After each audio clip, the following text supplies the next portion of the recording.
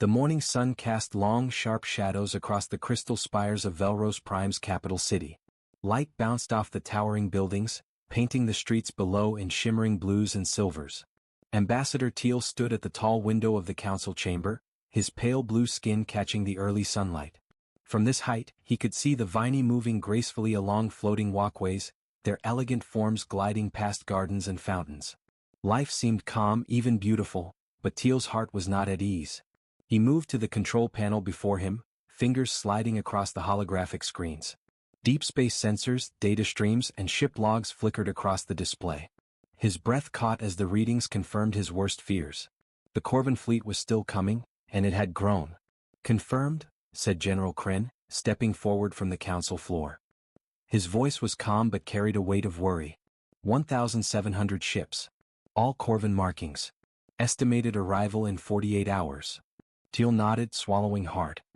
He looked out again, scanning the skies, imagining the dark fleet approaching. The lead ship alone was enormous, bristling with weapons designed to crack a planet's crust. Behind it, smaller ships moved in tight formation, carrying enough firepower to destroy entire cities. The Viney had never faced anything like this. Council members gathered around the central display, their faces pale. Even with defensive satellites and energy shields, they all knew it would not be enough. The Corvin Empire had crushed dozens of worlds with smaller fleets. "Have we heard anything from the Galactic Council?" whispered Counselor Nora. Her voice trembled slightly. Teal shook his head slowly. "They sent their regrets. The Council will not interfere in what they call territorial disputes. They suggest we negotiate for the best surrender terms possible." A heavy silence filled the chamber. 3,000 years of peace, of learning, of building their civilization on knowledge and diplomacy, suddenly felt fragile. The Viney had never needed to fight. Their world, rich in rare minerals and energy crystals, had always been a prize for those who took by force. But they had believed in reason, negotiation, and the hope that no one would attack. "What about the Zepyrians?" General Kran asked. "They have a strong fleet. Surely they will help." Teal shook his head. "They fear the Corvin too much. So do the Altarians and the Centauri Union. No one wants to face Warlord Drax's forces.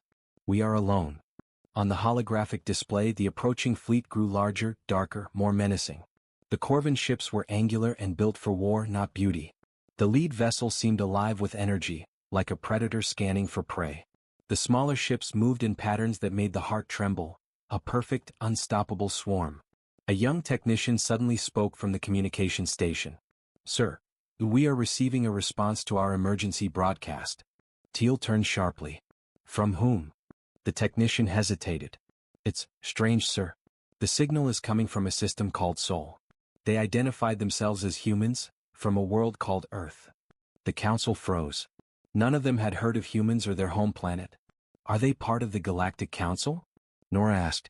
"No, sir," the technician replied. "They only made contact with galactic civilization 6 months ago. They are listed as a developing species from a Class 12 world." Class 12. General Kren's voice rose. "That is a death world. How could they even reach space?" Teal moved closer to the station. "What do they want?" "They want to help, sir. Captain Blake requests permission to send a small ship to assess our needs." Murmurs rippled through the council. Some argued that unknown aliens could not be trusted. Others admitted there was no other option. The Corvin fleet would be here soon. Their defenses were already weakening under constant probe attacks. Teal studied the technicians' readouts. "What do we know of their capabilities?" "Very little, sir. Their ships are basic, metal hulls, chemical rockets. Primitive compared to galactic powers. But their home system has mining operations on dead worlds and their own planet. Their planet, it's harsh. Gravity twice what most species can tolerate, 20% toxic atmosphere, surface water that dissolves most organic matter. They evolved there naturally." The room fell silent. Teal felt a spark of hope, mingled with disbelief. These humans had survived what no one else could. Could they help? Could they really turn the tide? "Send a reply," Teal finally said. "Tell Captain Blake he has permission to visit our world. Warn him of our environmental conditions." General Kren protested. "We don't know anything about them. They could be worse than the Corvin." Teal's voice was calm but firm. "Worse than total extinction?" "No. They asked to help. That alone is more than the Corvin ever did." Outside the chamber, the first whispers of panic spread among the citizens. Some loaded their belongings onto transport ships, but nowhere was safe from the approaching fleet. The technician's voice cut through the tension. Captain Blake acknowledges our message. He says his ship will arrive in 18 hours. 18 hours. Teal studied the star charts again. That was impossible. The human system was too far away. No ship could cross that distance without quantum tunnels, and none had been detected. Perhaps, there was more to these humans than anyone understood. As the Council watched the skies, the first Corvin probes approached and Velros Prime braced for war. But far away, a new hope was already on its way, and no one knew just how powerful it would be. 18 hours. The Council had watched the countdown tick down in tense silence. Every passing minute felt like a lifetime. Outside the crystal spires of Velros Prime, citizens moved nervously along floating walkways.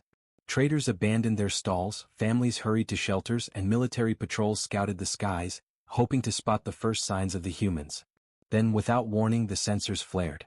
A new signal appeared, cutting through the static of the approaching Corvin probes. It was not like any known ship in the galaxy. The signal's energy pattern was unfamiliar, unusual, almost crude. Yet, somehow, it was strong enough to penetrate the distant reaches of space with perfect precision. "Sir, it's them," the young technician whispered, awe in her voice. "The humans are here."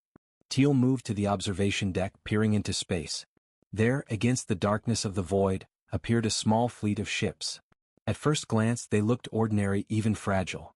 Metal hulls gleamed dully in the light of Velros Prime's sun, and no energy shields shimmered around them. There were no enormous war machines, no glimmering weapons that could rival the Corvin. The council members exchanged uneasy glances.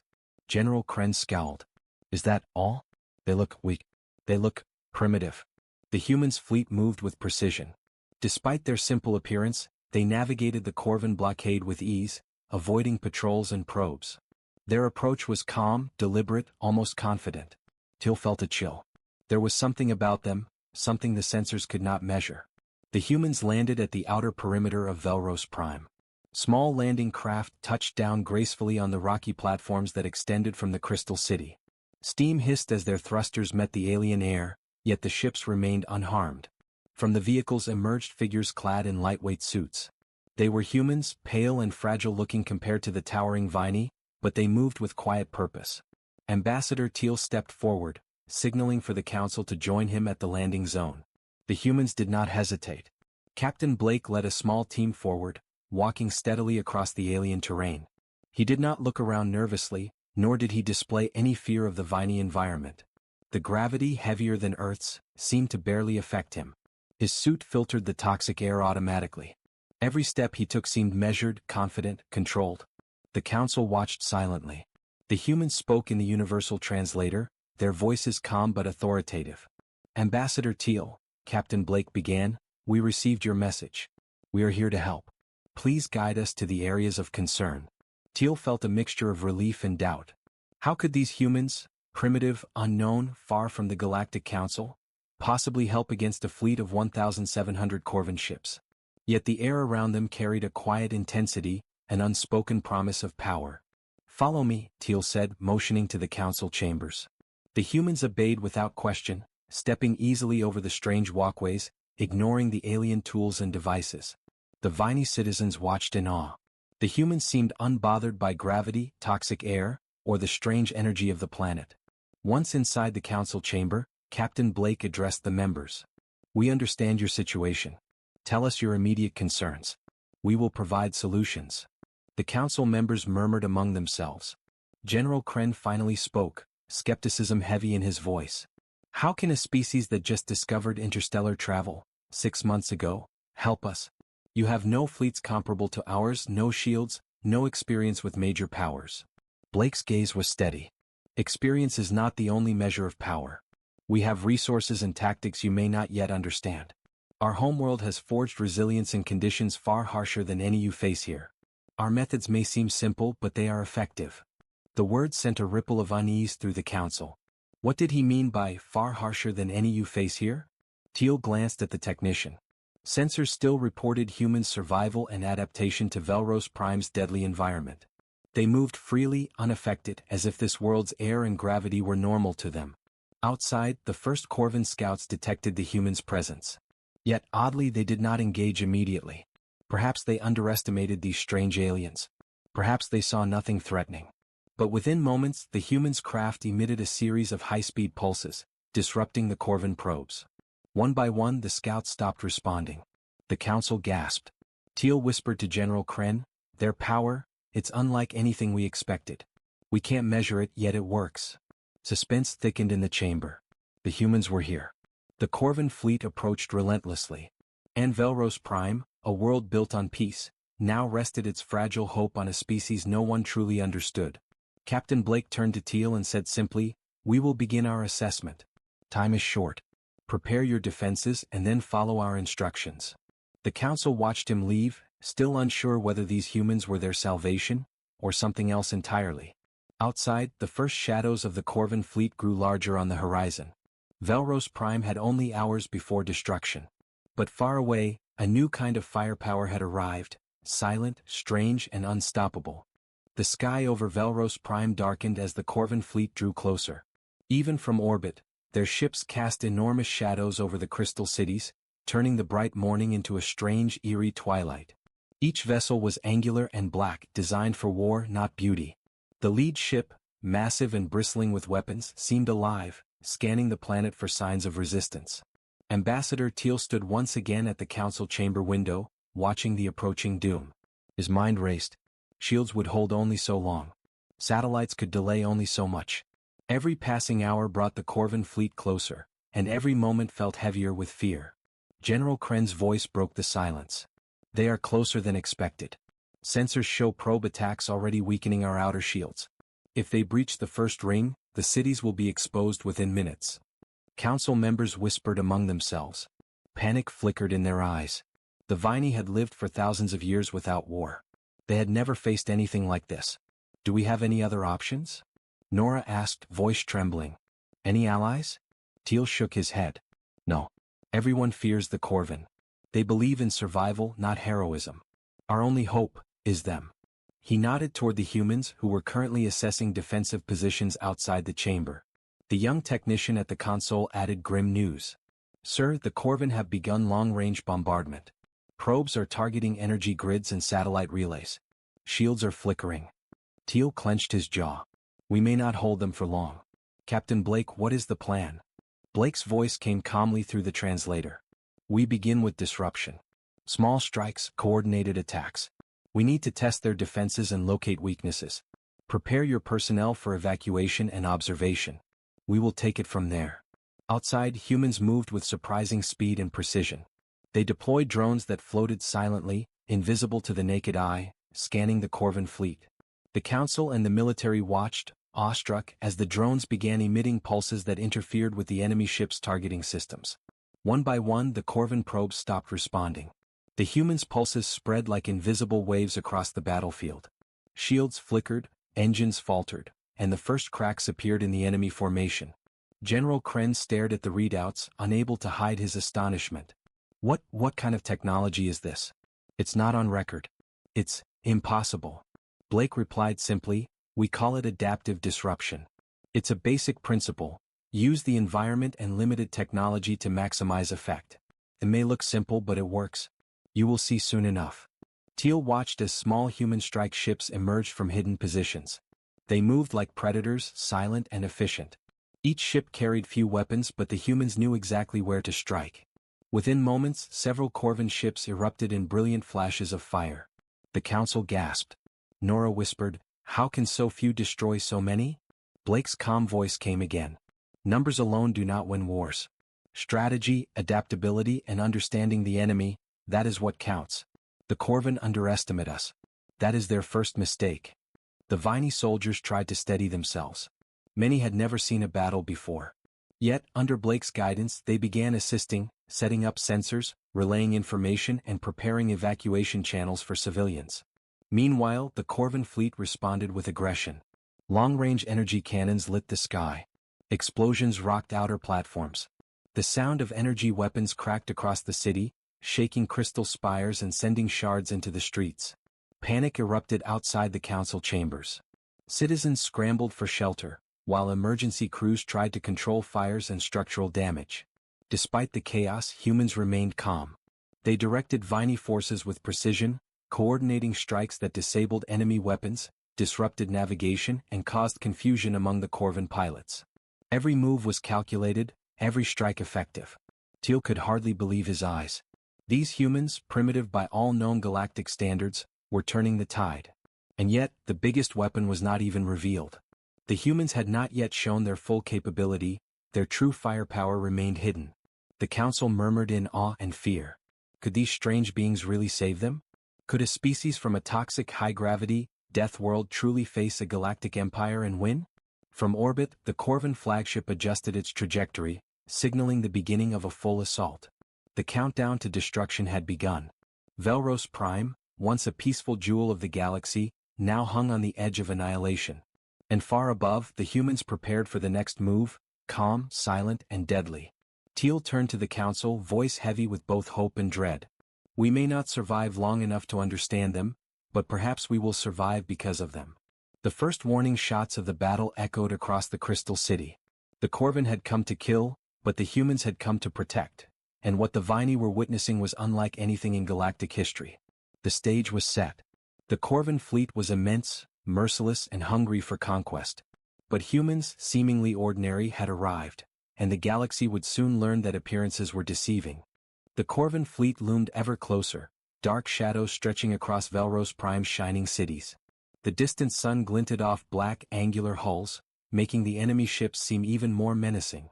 The ground trembled as the Corvin launched the first volleys of full assault, energy beams cutting through the atmosphere, sending debris raining onto the platforms below. The Viney's defenses held, but only barely. In the council chamber, Ambassador Teal and the other leaders watched, hearts pounding. Their weapons, they are beyond anything we have faced, General Kren muttered. Shields won't last long. Outside, humans moved with calm efficiency. Captain Blake gave orders in a low, precise voice. His small strike ships, drones, and ground teams all moved like a single organism. The humans did not panic, did not hesitate. They assessed, calculated, and acted with precision. Deploy the drones, Blake commanded. Small, sleek devices lifted silently from the human ships, floating high above the battle. They emitted invisible waves that interfered with Corvin targeting systems. Energy beams misfired, engines sputtered, and the precision of the Corvin assault faltered. Teal stared in awe. Their ships, their drones, how can such simple designs cause this much disruption? Blake's voice was calm, almost casual. Simplicity is deceptive. Technology is nothing without understanding. And we understand survival better than most. Then came the first strike. Human ships surged forward, small but swift, hitting critical points on Corvin vessels. Explosions lit the sky like fireworks, tearing holes in the enemy formation. Even the largest warships staggered under the attacks. Nora gasped. They are destroying the Corvin ships.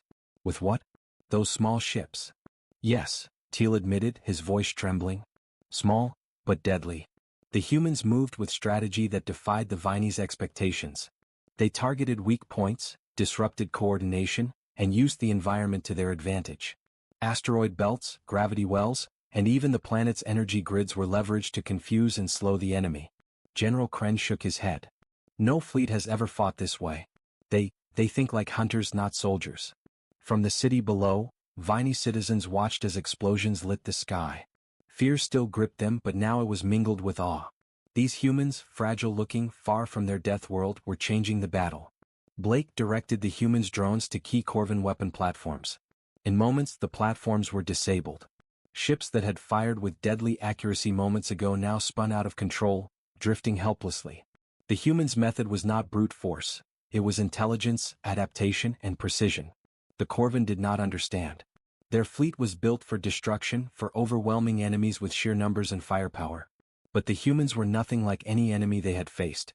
Their ships were smaller, less powerful, but faster, cleverer, and coordinated in ways that confused the Corvin's rigid formations. Teal's hands shook as he studied the readouts. They are turning the battle around. But they are still few, if the main fleet arrives. Blake's calm voice interrupted. We have accounted for that. Prepare your defenses and evacuations, but stay out of our way. We will demonstrate what your species believes impossible.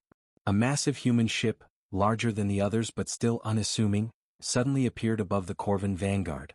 It unleashed a pulse of energy so powerful that entire sections of the fleet were knocked offline. Ships that had once seemed invincible now floated powerless in orbit, engines dead, weapons silenced. The council members stared in shock. General Kren whispered, "No, this is impossible. One ship, one human ship, and it can do this." Blake's voice, calm and unshakable, reached the chamber. "This is just the beginning."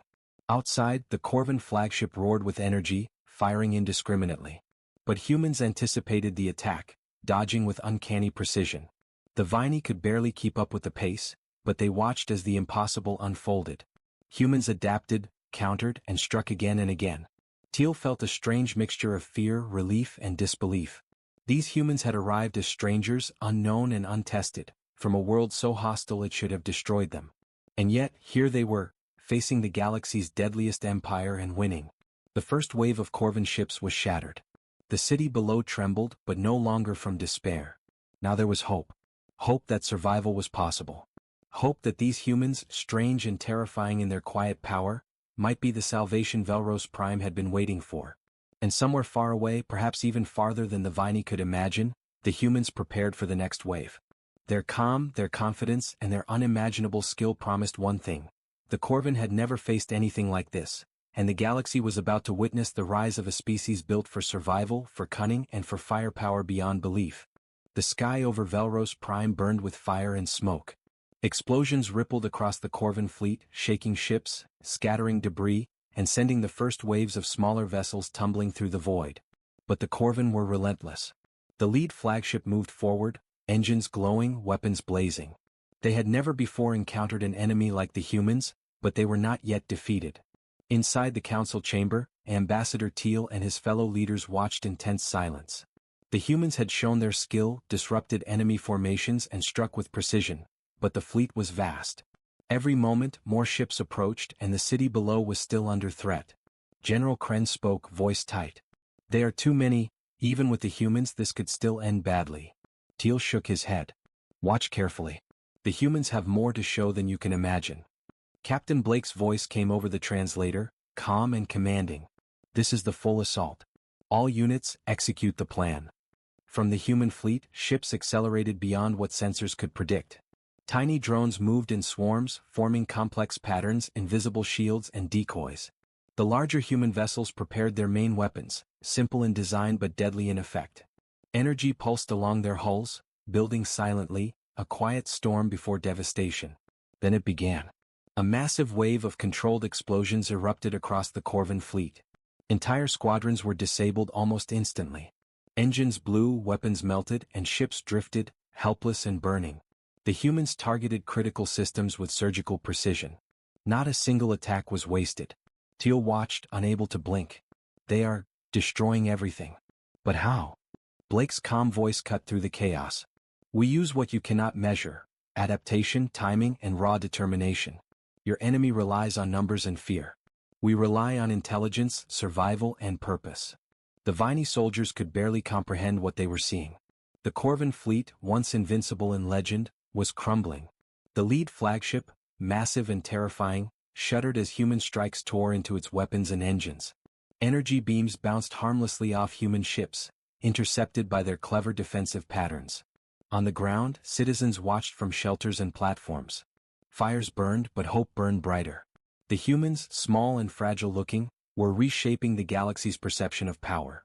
The Viney realized that this species, forged on a death world with gravity twice as strong as normal, had survived unimaginable conditions, and now wielded destruction far beyond anyone's expectations.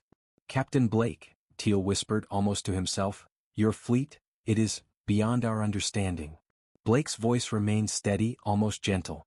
"We are ordinary beings, Ambassador, shaped by impossible worlds.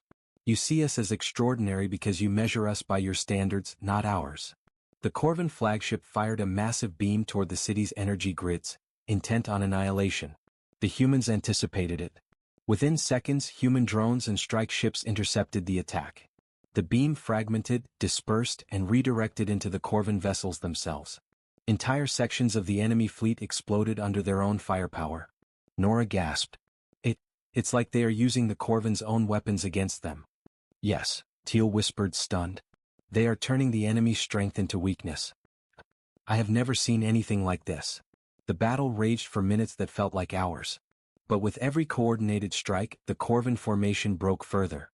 Ships collided, drifted, or exploded.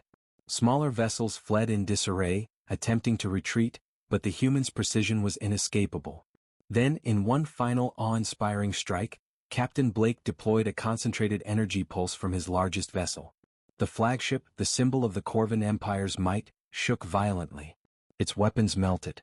Engines failed. For the first time in centuries, the Corvin fleet experienced true fear. A silence followed the explosions, broken only by the crackle of distant fires. Velros Prime citizens and leaders alike looked to the skies, their faces filled with disbelief and relief. The once imposing fleet was broken, scattered, and defeated. The humans had done what no other civilization could. They had stopped the unstoppable.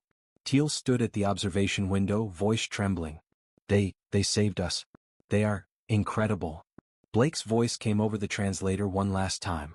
The battle is won, but the galaxy is watching. We are here to help, but you must remember, strength comes in more ways than one. Survival is more than weapons. It is determination, strategy, and unity. The council members nodded silently, still trying to comprehend what they had witnessed. The humans, strangers from a distant death world, had turned the tide.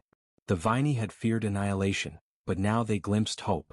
And somewhere far away in the dark corners of the galaxy, news of the humans' power would begin to spread.